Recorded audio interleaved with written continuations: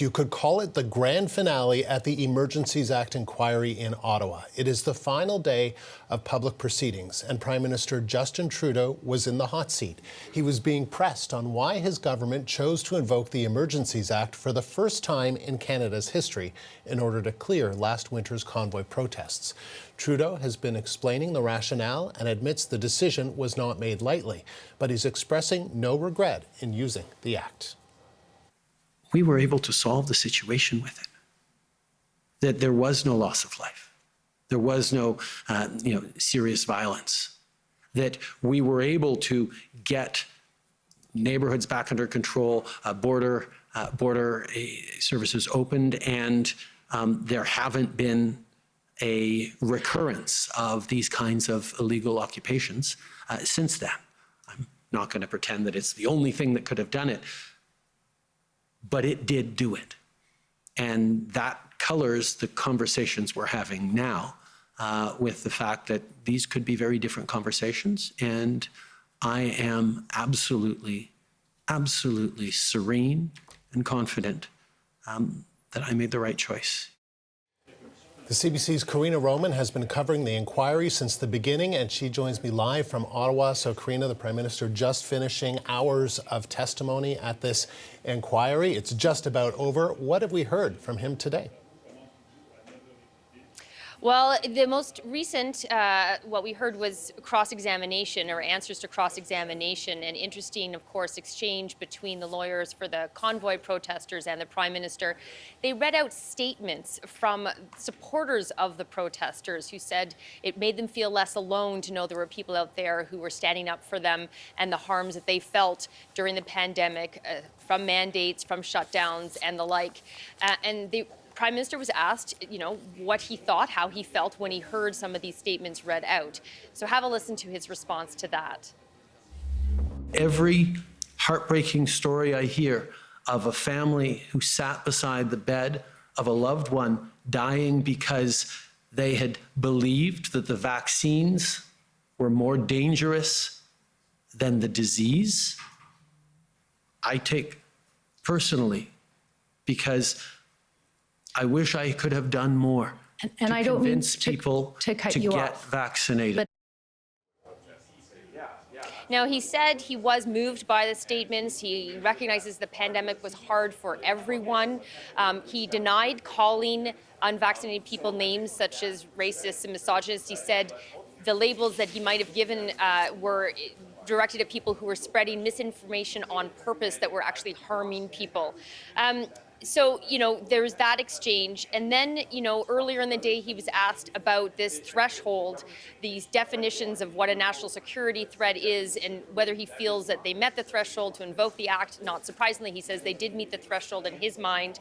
He said it's not just who defines it in a piece of legislation, but who has the power to interpret what is a national security threat, what inputs you get in terms of the information around the table that he was receiving about what was going on. And they had a really serious concern about violence and the threat of violence, even though in the end there wasn't a lot of that. He said they didn't know, what was in the trucks on Wellington. They had stories about vehicles, bumping into other police vehicles, being driven into them. There were the weapons discovered in Coots. There was the children as part of the protest that he was concerned about. So he said there was a lot of concern about violence. So then he was asked by the Commission Council earlier today, was your mind already made up the morning of February 14th? He said, no, it wasn't. And then he went on to say this. I was a long way down the road of realizing that it was probably the path we needed to take. But I did not make up my mind until the note from the clerk was in front of me, and it was in black and white that the public service made a formal recommendation that I invoke the Emergencies Act. And he said when he had that note in front of him from the Privy Council clerk saying that, he did stop and think about it. He realized it was historic. He realized he was doing something that was a really, really big thing. And he thought to himself, but what if I don't do it? What if someone gets hurt? What if I wait a few days and violence does happen? And so he said that really ultimately convinced him, and that's when he signed the order. And the Prime Minister was pressed on what other options could have been used, right, Karina, instead of the Emergencies Act. And lots of questions around the timeline and a police plan or a lack of police plan. What was his response? Very interesting that he said basically, yes, there's this argument that Ottawa was also about to be solved. It wasn't just what was happening elsewhere in the country, this big blockade here basically in Ottawa, that there was a plan. But he said, no, there wasn't. He said the plan he was told about on February 13th was really no plan at all. Have a listen. We kept hearing there was a plan. And even, we heard in testimony here that there was a plan on the 13th that the Ottawa Police Services pulled together. I would recommend people take a look at that actual plan, which wasn't a plan at all. When the plan did come together, and if someone wants to compare the supposed plan on the 13th with the actual plan on the 17th that Ottawa Police Services pulled together, you see the crisp difference between these are the types of units we need, these are the resources we need, this is how we're going to do it, this is all the stagings of it on the 17th. It was not there on the 13th. He was also asked about what about this idea of engaging with the protesters, making sure they feel heard, and that could have been another de-escalation device. And again, he answered that basically with some very blunt words. Have a listen to that. It was clear that it wasn't that they just wanted to be heard. They wanted to be obeyed. They wanted us to change public policy, public health policy designed to help Canadians, and we're going to occupy locations across this country and interfere with the lives of Canadians until such a decision was taken. So that kind of aligns with other testimony we've heard from other government witnesses who said they felt like, it was more about a gun pointing to their heads to do certain things. It was less about, who do you negotiate and what do you negotiate when the demands were so unequivocal. I will mention that at the very end, he was asked by the Government of Canada lawyer, whether there was any political motivation behind the decision. Of course, he said no, there was no political motivation, insisting that his motivation was to keep Canadians safe and to restore public faith in institutions and the enforcement of the law. And now that the historic moment of having a sitting Prime Minister testify at a public inquiry is done, we now head into closing arguments by all the different legal parties. All right. Long 5 or 6 weeks. Karina, thank you. The CBC's Karina Roman, live in Ottawa. Let's bring in Dwayne Brett. He is a professor of political science at Mount Royal University. He's been watching the testimony, and he's with us now from Calgary. So hours of testimony. I'm sure you watched just about all of it as I did today. So many moments. Feels a little unfair to say what stood out, but are there a couple of key parts? What stood out was the actual testimony of a prime minister under oath to an inquiry. So it's not so much what was said, but it was the very fact that he was doing it. The fact that we've had 5 or 6 weeks of testimony of senior cabinet ministers, police officers, intelligence officers, bureaucrats, document after document after document. So I like the process. I think the process has been very important in going through this. And it shows back when Brian Mulroney and Perrin Beatty crafted this, there were fail-safes put into place. And this is one of those fail-safes. So I think the process is a big winner here. So the process is a big winner, but a key part of this whole thing is whether or not, because at the end of the day, it was the Prime Minister who makes the final decision on whether or not to invoke the Emergencies Act. What do you make of what he said about why he did it?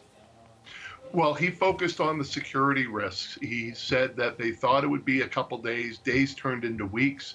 There were copycat demonstrations, and he was focused on the security risks. In contrast, yesterday, Chrystia Freeland focused on the economic risks. Well, you put those two things together, the potential of violence, the whack-a-mole protests, billions in dollars of lost revenue to the Canadian public, to the Canadian economy, fears of investor flight coming into Canada. I think it was justified, and it was removed fairly peacefully. It worked. They were able to dismantle it without bloodshed, but because of the absence of bloodshed, now you have critics saying, well, see, it wasn't needed. In other words, the Prime Minister needed to wait until people were dying before he did that. And if he had done that, then he would have been even more strongly criticized for waiting. And he cited that. He goes, when the public service is telling you this is necessary, this is important, how do you wait? And what were the consequences of waiting? And he said that his mind had not been made up at the First Minister's meeting in the morning, that they were definitely down that road. They were going down that road, I think is the word that he was saying, a long way down that road, but that it was when the clerk of the Privy Council, so the public service, said, you need to do this, I guess, about 5-6 hours later, that's when his mind was made up. What do you make of that? Yeah, it's tough to focus on when was the actual decision, because yes, he can say his mind wasn't made up until then, but was he leaning in that direction? There had been so much pressure coming from the citizens of Ottawa. He was quoting Premier Jason Kenney of Alberta, asking for federal assistance. We never saw Doug Ford testify, but Ford has also stated he fully supported the invocation of the Emergencies Act. So which individual piece of information was the tilting point? I can't say that it was entirely the note from the clerk of the Privy Council. I think it was all of this various points of input. And yeah, I don't doubt that there were critics. You know, he said that there was a consensus in the cabinet room, but he didn't say that it was unanimous. I don't think it needed to be unanimous. At the end of the day, he is going to wear this for good or for bad. And so speaking of that, what did you make of, we heard him say that he was serene and confident in the decision that he made and continues to be to this day. What did you make of his tone and the way he presented in his himself? Performance? It's a thing that we haven't seen a lot of Trudeau. There was no flamboyance in there. There was no excess rhetoric. He looked very composed. He looked somber. He looked professional. He was fine during the cross-examination when he was given some very difficult questions and some very difficult statements from the opposing lawyers. He looked well briefed and well prepared. It's a side of Trudeau we don't often see. We saw a glimpse of that when he had to testify before a committee hearing over SNC Lavalin, but that was 30 minutes.